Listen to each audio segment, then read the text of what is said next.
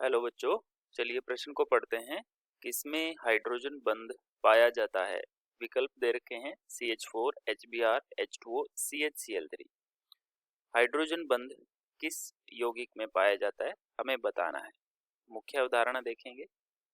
मुख्य अवधारणा, और मुख्य अवधारणा क्या है इस प्रश्न की?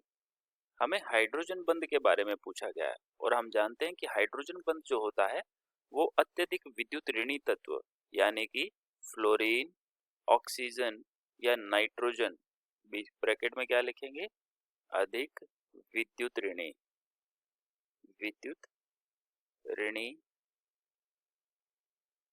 तत्वों तथा हाइड्रोजन के मध्य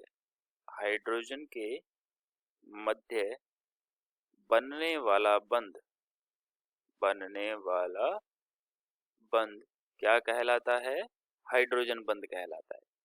और हाइड्रोजन बंध के अंदर हमसे ये भी पूछा जा रहा है कि इसमें कौन से यौगिक में हाइड्रोजन बंध उपस्थित है। चलिए हम देख लेते हैं कौन सा। हमारे पास पहला ही पहला CH4। CH4 के अंदर ना फ्लोरीन है, ना ऑक्सीजन है, ना नाइट्रोजन है। तो हाइड्रोजन के साथ में अगर कोई ऐसे तत्व आते हैं, ऐसे परमाणु आते हैं, तभी वो उसकी तरफ आकर्षित होता है।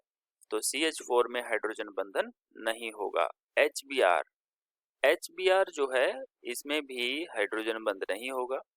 H2O, बिल्कुल H2O के अंदर हमारे पास ऑक्सीजन परमाणु उपस्थित है जो अत्यधिक विद्युत ऋणी होता है। इसके पास में दो दो एकाकी इलेक्ट्रॉन युग्म उपस्थित रहते हैं।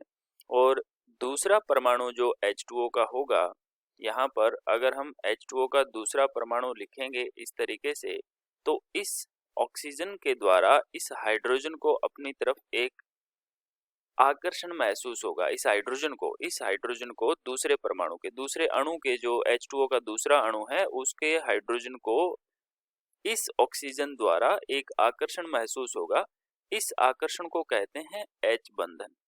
तो H2O के अंदर हाइड्रोजन बंधन होता है और ये हाइड्रोजन बंधन दो प्रकार का होता है। तो इसमें जो हाइड्रोजन बंधन है वो अंतर अणुक है।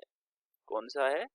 अंतर अणुक H बंधन है इसमें, ठीक है। और दूसरा कौन सा होता है? अंतरा अणुक होता है, जो दो अंतर अणुक जो होता है दो भिन्न भिन्न अणुओं के मध्य होता है अंतर अणुक। और अंतरा अणुक का मतलब होता है एक ही अणु के मध्य हाइड्रोजन बंधन का पाया जाना। अंतिम हम एक और देख लेते हैं। विकल्प हमारा दे रखा है CHCl3। तो यहाँ पर भी कहीं फ्लोरीन, ऑक्सीजन या नाइट्रोजन उपस्थित नहीं है इस अणु में भी, तो यहाँ पर भी हाइड्रोजन बंधन उपस्थित नहीं होगा। तो विकल्प हमारा कौन सा सही है? इस प्रश्न का C विकल्प सही हो जाएगा। आशा करते हैं आपको समझ आया होगा। धन्यवाद।